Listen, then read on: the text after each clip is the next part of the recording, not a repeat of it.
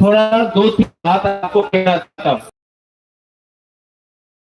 आए हैं दिल्ली को बताने के लिए हम अधिकार के लिए अपना हिंदुस्तान का देश, लोग अपने देश को प्यार करते हैं और हम चाहते हैं कि दिल्ली में जो भी सरकार हो है, कल कांग्रेस का था, परसों कोई और भी हो, आपको त्रिपुरा के बारे में सोचना पड़ेगा, हमारा भविष्य के बारे आपको सोचना पड़ेगा। मेरे साथ बहुत स्पीकर लोग करेंगे, मैं कल फिर से आपसे लास्ट में बात करूंगा, उस समय एक अच्छा लंबा से आपको एक भाषण दूंगा।